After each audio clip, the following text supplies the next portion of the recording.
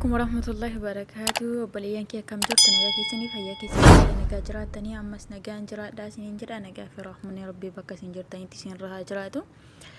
إن شاء الله كتا حال سلبات عنيتي ريبورت جوتين فيسبوك تجمو يودا في جوبا جودن داو بيجستي فيسبوك استي كتا هتدي في جوبا جودن داو سنيتي ملسجل كاب فيسبوكي سنتانين إيجا سنتاني بودا مي فيسبوكي كما كان راتي فيسبوكي ما كان راتي ريبورت جوتين سنيتي تعمل إسو بروفايلي الرئيسة الرد تكتني الرئيوجة تكتني أسين حركة مرجاتيني تقاسة دي تجرا تقاسة دي سان الرو تيتمويو جلا كانتي ريبورت كان جو جرا ريبورت بروفايل كان جو تكجرا سامبودا مويو أستوكتني أما سمويو أستوكتني سامبودا نيكستيتني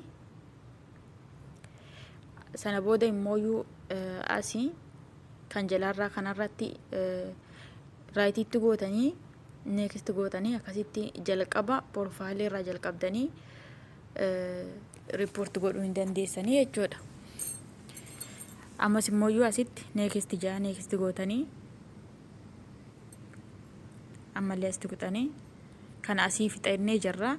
amma sarara gara harka mirgaa sarara tuqaa sadiin san bakka riipoorti godhanii hin beektanii bakka riipoorti profaayilii kan jiru san seenne iddoo kana tuqna samboota neekist goona riipoorti profaayilii kan jiru san irra tuqna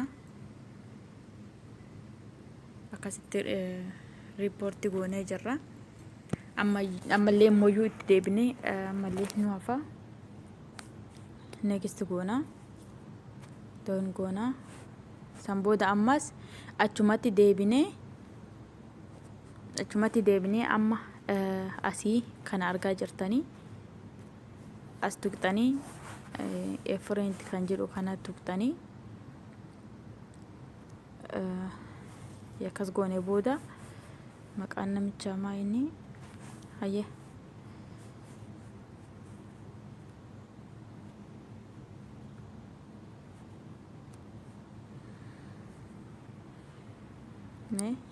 kanaan seent goone sambooda asitti riipoort profaayilii kan jiru kanarra tuqnaa asii raayitiitti goone riipoort goonaa jechuudha.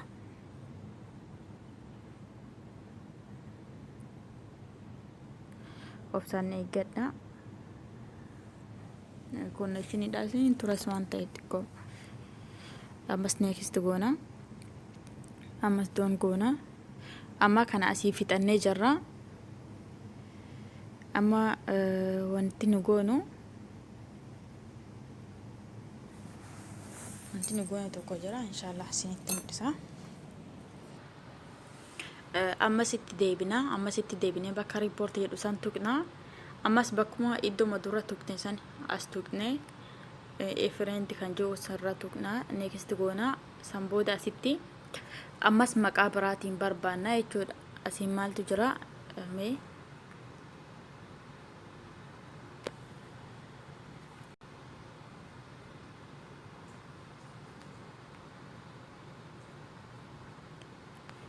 kanarra goone dhiifamanatti mufatina yani feesbuukiin keessanii hin gubatu kan nama kanaatti gubata malee akkataatti riipoorti godhan isinitti mul'isaa jira.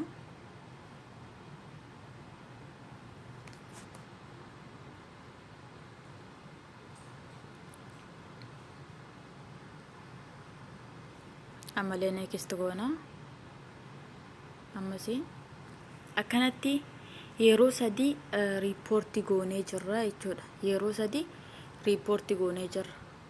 kanaafiyyuu namni hundinuu akkanatti kan riipoorti godhu yoo ta'e kun garee kana keessa obboleeyyan kiyya kan garee kana keessa jirtanii haala kanaan feesbuukii tokko yani yeroo tokkotti yookaan immoo daqiiqaa tokkotti namni nama baay'ee taatanii gubuu ni dandeessanii jechuudha.